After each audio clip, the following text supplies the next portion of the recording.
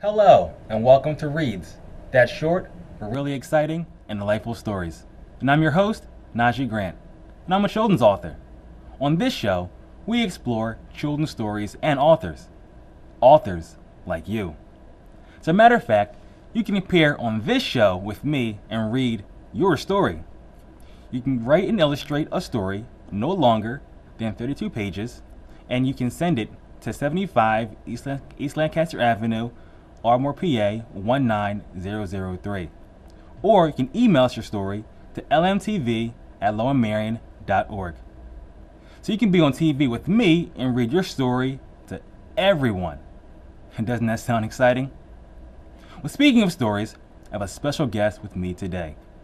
Anu Maru from Souderton Charter High School is here to read her story, The World is Mine Because I'm a Magical Fairy. And welcome, Anu. How are you? Good.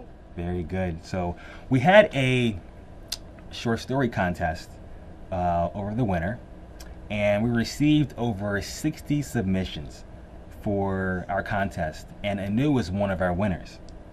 We all enjoyed reading your story, and we wanted you to come into the studio and share your story with the broader audience. So before we have Anu read her story, I just wanted you to share with the audience how you came up with the idea for your story, The Magical Fairy.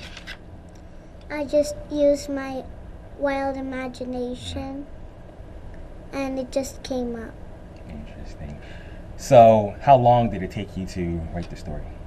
Like about 10 days. About 10 days. So you did the illustrations as well? Yeah.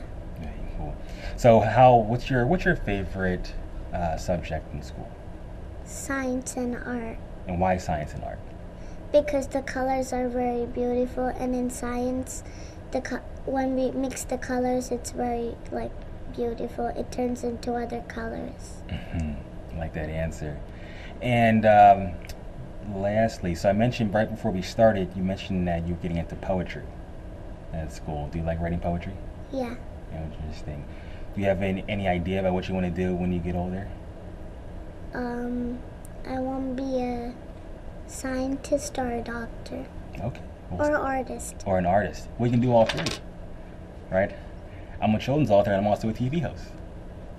Right? So sky's the limit. So without further ado, I want to have you read your story, Magical Fairy. The world is mine because I'm a magical fairy. One day I was playing with my friends. My name is Amy the Fairy. My friends' names were Evie and Caroline, the fairies. We were playing hide and seek tag. Then in a flash of a beautiful light, beautiful girl appeared. She said, "My name is Claim, the magical fairy."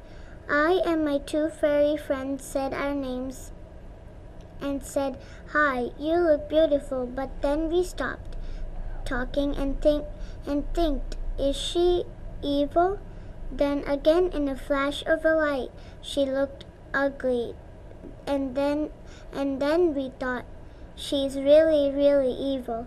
We found out that she's evil because she stole our fairy friend Evie. We tried to rescue Evie, but the evil fairy queen was too fast for us, that she closed the door on tight and locked the door up before we could catch up. There was one window open. First, we got invisible because there were soldiers all over the castle. We saw lots of people in jail for nothing. At last we saw Evie, and we saw lots of people in jail for nothing. At last we saw Evie, and we had secret keys, though it didn't help us. We asked everybody we know, but nothing helped. It was sad for Caroline and Amy. They had one more person to tell, and that was Mom and Dad.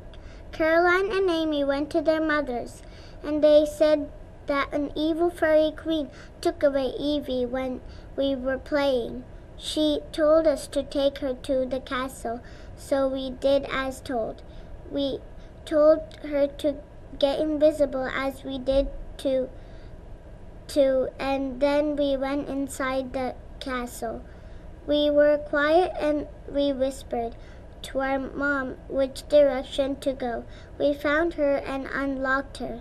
The fairy queen was here before we took one step. We had a big fight. We killed the evil fairy queen we had a big fight. We killed the evil fairy queen invisible. We were very happy. Even the soldiers were very happy. We unlocked the others who were in jail, and we lived happily ever after. Well done. And the end. Well, we thoroughly enjoyed reading your story when you submitted it, and we wanted you to come in and share it to the broader audience. And I'm very impressed with the story. I'm very impressed by you. I know the sky's the limit for anything that you want to do when you get older, and I want you to continue to use your imagination and your creativity to change the world one day. All right? So thank you for coming in. We have to take a break, but stay tuned. We'll have another exciting story when we come back, so don't go away.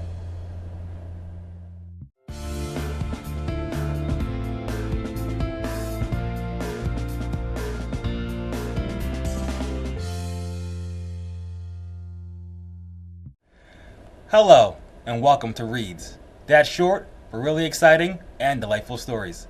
I'm your host, Nahjee Grant, and I'm a children's author. On this show, we explore children's stories and authors like you. So, as a matter of fact, you can appear on this show with me and read your story. You can write and illustrate a story no longer than 32 pages, and you can send it to 75 East Lancaster Avenue, Ardmore, PA 19003. Or you send your stories to lmtv@lowermerion.org. So you could be on TV with me and read your story to everyone. And doesn't that sound exciting? Well, speaking of stories, I have a special guest with me today. Mariette Hartman from Episcopal Academy is here to read her story, Ballet Dreams. So welcome, Mariette. Thank you. So we had a short story contest a couple of months ago, and we received over 60 submissions, right, for that short story contest. Mm-hmm. And you were one of our winners. So we read your story, we all loved it. We had to have you come in and share your story with the broader audience. Before we have you read your story, just tell me a little bit more about yourself. So you're from Episcopal, you go to Episcopal Academy. Yes. And so how'd you come up with the idea for the story Ballet Dreams? It sort of just popped into my head. Sometimes when I think really hard, these random ideas pop into my head. I don't really know how it happens, but it happens a lot. And then I just started writing it. I kind of improvised a little bit, so the beginning I came up with, and then as I went, I thought more about it, and I decided to come up with the details I came up with. Well, without further ado, I'm going to let you read your story, Ballet Dreams, to everyone. Thank you. Monday. Cindy, are you listening? Miss Cordraft asked me. Everyone stared at me as I tumbled out of my daydreams. I looked up at the teacher, and she faced the board again. The story that I am telling takes place in New Jersey, 2015. I go to Rest Piper Middle School, and I am in 6th grade. My two best friends are Katie Georgeson and Annie Carter. We have been best friends since kindergarten, and we do everything together. Ring, the bell went. I packed up my stuff and headed for the door. Tuesday. Today, I have my first ballet lesson. My mom made me go. I was never interested in ballet, but my mom said that it would be good for me. I really doubt that. When we got there, I looked at the building. It was gray and dusty, but it looked much better on the inside. There was a hallway with a red velvet carpet and a bunch of paintings of people I didn't know on the walls. I kept going forward until I saw a sign that guided me to the locker rooms. I stared at the pinkness of the tutu so hard it made my eyes and head hurt. I had a bit of trouble with the slippers, but I got the hang of it. After that, I entered a room full of girls tumbling around and laughing. A tall woman with a blue sparkly tutu came toward me. "Welcome, Cindy. I'm Miss Bell," she said proudly. I nodded my head hard and swallowed. Miss Bell clapped her hands twice and told everyone to stand in a line by the bar, and when everyone else did so, I found myself doing it too. Wednesday. "So how was ballet class, Cindy?" Annie asked me the next day. "It was great," I declared. I did not have time for any questions. We learned first, second, and third position at ballet. But I have to admit, I did sort of like ballet class. The other girls' names are Lucy, Amara, Tina, Stacy, Alexandra, Emma, Sarah, Laura, Christy, Chloe, Jamie, and Zoe. Miss Bell was a great teacher because she let us have free time at the end of class, and I got to know the other girls a little. I think I do sort of like ballet. Today I showed up a bit early, and so Miss Bell taught me some simple moves so that I would be even more ready than I am now. During class, Miss Bell told us that we would be putting on our first show. I was super excited but also nervous. Would someone fall? Would it go wrong? I decided to push the worries out of my mind for now. Thursday. Miss Bell said that the show would be The Ugly Duckling and that our first step was to hand out invitations to everyone we knew. So after class, we all went to stores, offices, bakeries, handing out invitations to everyone we saw. I met Mrs. Grover, my neighbor, Mr. Sider, the mailman, and my mom's coworker, Natasha, and handed them invitations. And when I got home, I gave my family some invitations too. My mom was overjoyed and said that she was coming for sure. Friday. I told Katie and Annie about the play and gave them some invitations for them and their family. They were both really proud of me. Since there was no school tomorrow, I asked them both if they wanted to go to the beach with me and my family. They both said that it was a good idea and that they would be there. Saturday. We went to the New Jersey beach today and it was a blast. We got ice cream sundaes and the ocean was really warm and soothing. Katie, Annie, and I buried my dad in sand. We also went snorkeling and it was loads of fun because we saw a bunch of different and colorful fish. The car ride was fun, too, because we sang along to all of the songs on the radio that we knew by heart. I decided never to forget this day for the rest of my life. Sunday. During ballet class today, Miss Bell said that there was only a bit of talking in the show, but we would still get our scripts. Then she said that there would be no auditions, but we would all just get the part that she chose for us. Then she announced all the play parts. Miss Cindy Carson will be the Ugly Duckling. Everyone clapped for me. I walked up shyly to get my script. Miss Bell congratulated me. Now, you would have probably been sad in my place because you were the most ugly, most disrespected in the entire show. But I really don't care because it's only a show, not real life, and at the end, the Ugly Duckling turns out to be really pretty. Anyway, when Miss Bell was finished, we started to practice. I had a very good feeling about this show. A very good feeling. Monday. I have never known why kids are always so sad about going back to school after a weekend or a vacation. If you ask me, I would rather go to school and go on some kind of weird vacation. But today, I found out the answer. First of all, I flunked my math test. Then the water fountain sprayed me, and so I looked like some kind of drooling baby. And I missed the bus, and when I walked home, it started to rain. And since I don't have ballet today, I spent the rest of the day texting my friends and watching TV. Tuesday. I'm going to my aunt's wedding today, so I have to skip ballet. And the worst part is that I have to be the flower girl. So when we got there, I was super annoyed. When the music played, I started throwing petals. I do not want to mention the kiss because it was really boring and one of those disgusting kisses where you think they're going to eat each other up. I was so relieved when it was finally over. Everyone sat down at the table to eat cake. The caterer came over to serve the flower-decorated cake But when he did, he tipped it a little and then, splat, the whole thing collapsed on the bride. Her pearl dress was totally covered in pink frosting, and her face was red with madness.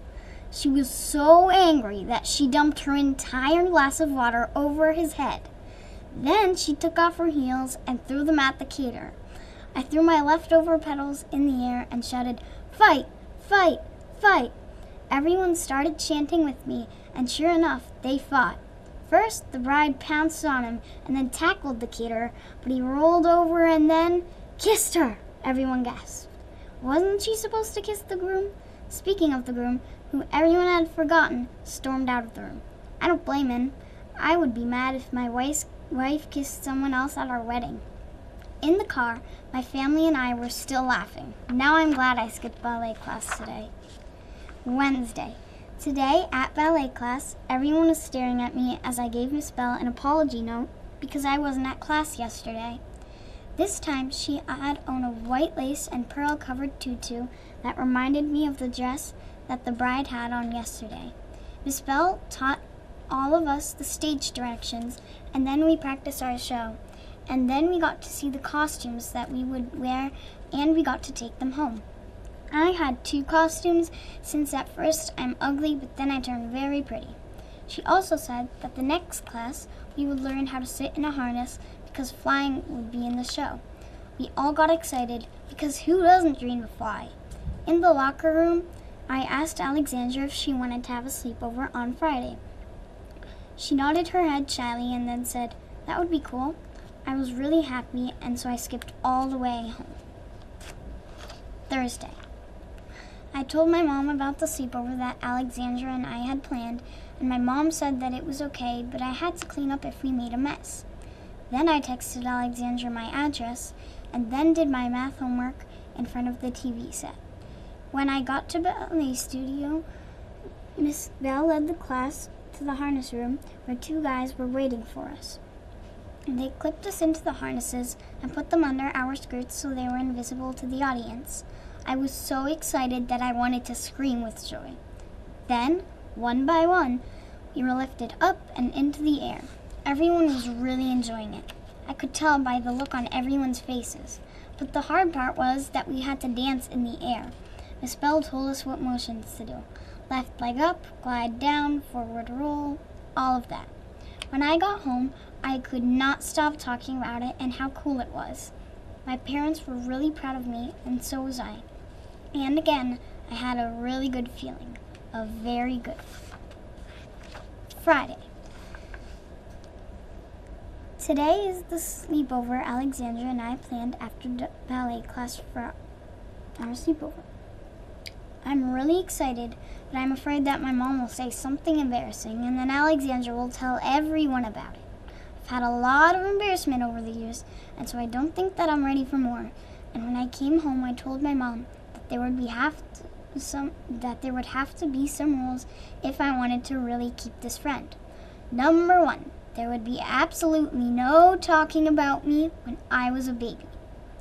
Number 2, nobody except Alexandra and I would be picking the movie for the night. Number 3, nobody except Alexandra and I could enter my room without knocking. When I was finished talking, my mom nodded her head and reminded me that she was in 6th grade once too. Just then, the doorbell rang, and I knew that I was in for a huge party just about now. And I was also hoping that Alexandra was too. Saturday. Today was a pretty normal day, except for that Annie and Katie invited me to go to the zoo with them on Thursday. All of us love animals, so it's always the perfect thing to do.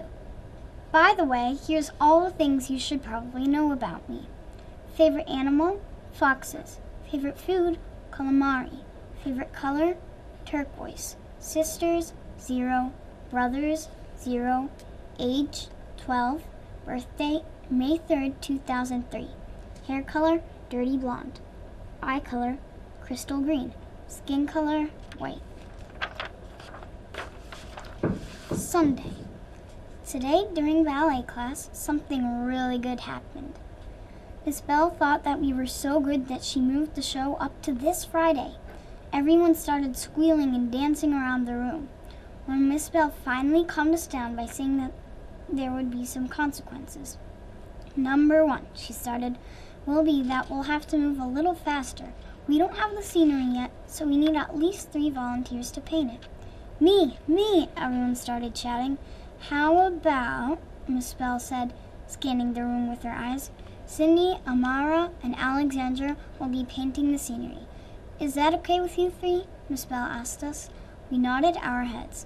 Congratulations on your promotion, then, Miss Bell said with a smile, and we laughed. Monday. Today was my first day of painting the scenery, and I was pretty excited.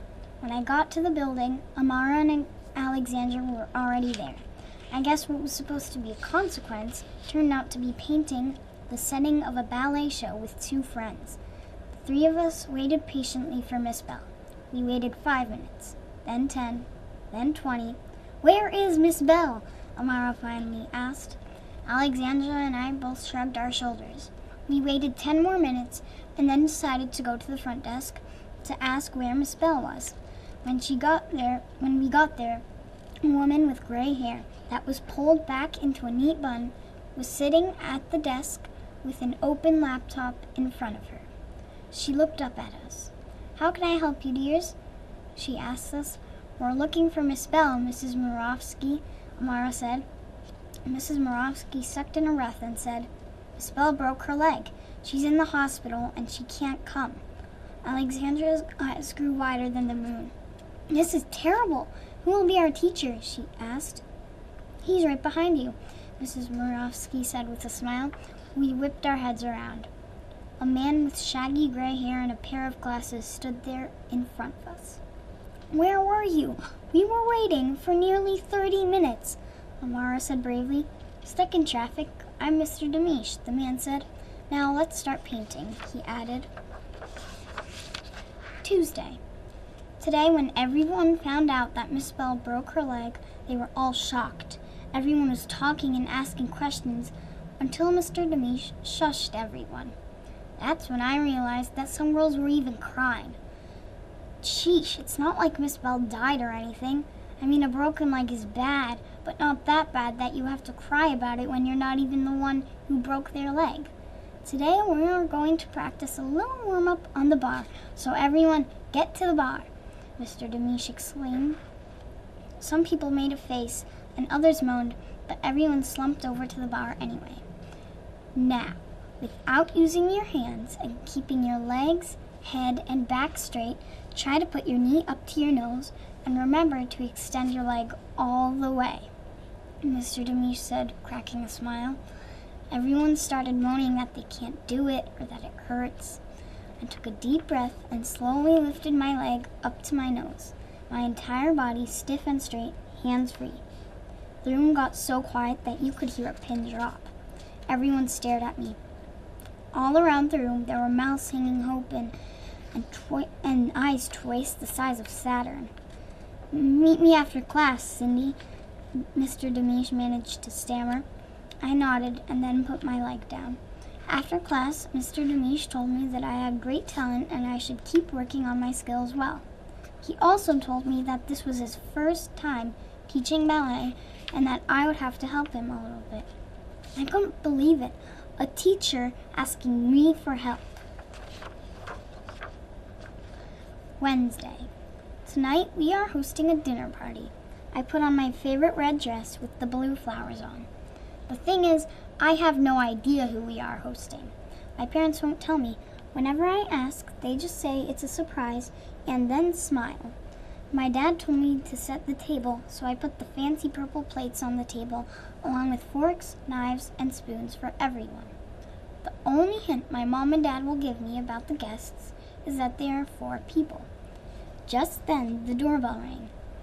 I opened it, and guess who it was? It was Miss Bell and Mr. Demish. Miss Bell had a cast and a wheelchair. With them, they had a boy who looked like he was 6, and a girl who looked like she was 9. We had lobster and salmon for dinner, and chocolate mousse for dessert. The kids' names were Anna and Joey. Miss Bell explained that Mr. Demish and she were married but kept their own last names. It was a really fun night. Thursday.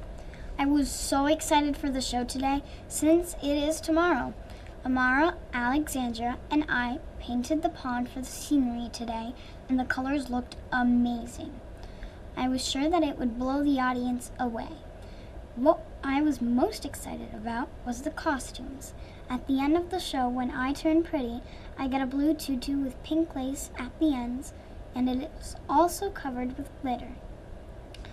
I also get a pink pair of tights, a diamond tiara, and a blue pair of ballet slippers. A lady from France is coming to our ballet studio to do our makeup and hair. I really can't wait for tomorrow. Friday. Yippee! Today is the ballet show. I was squealing and stomping my feet in the car.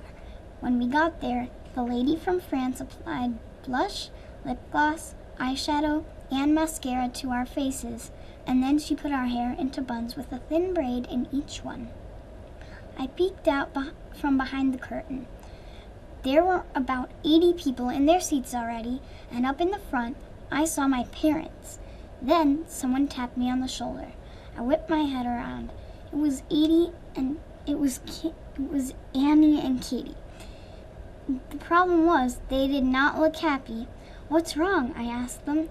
"You forgot to meet us at the zoo yesterday, and you've been hanging out with your ballet friends a lot lately. In fact, you have been so caught up with ballet that you forgot all about us, so we decided to skip your stupid show and never be your friends ever again," Katie yelled. When the show started, Miss Bell said that she would tell us to break a leg, but she already beat us there. I did the best I could to concentrate, but I kept thinking about Annie and Katie. At the last spin, I tripped over my own foot and went flying across the stage, and the next thing I knew, I was lying in the hospital with a broken leg. My mom, my dad, Miss Bell, Mr. Demish, Annie, and Katie were standing around me. "I am so sorry, Cindy," Annie said. "Yeah, me too," Katie agreed. "Will you please be our friend again?" she asked. "Of course," I answered, and the three of us just smiled. And you know what? I don't even care about a broken leg. I was just glad I had my friends back, my best friends, and that was all I needed. The end. The end. The end. It was a great story. We enjoyed reading it when you sent it in, and we wanted you to share it with the broader audience. Thank you for sharing. And I want you to continue to use your creativity and your imagination to change the world. All right, could you do that for me? All right, thank you.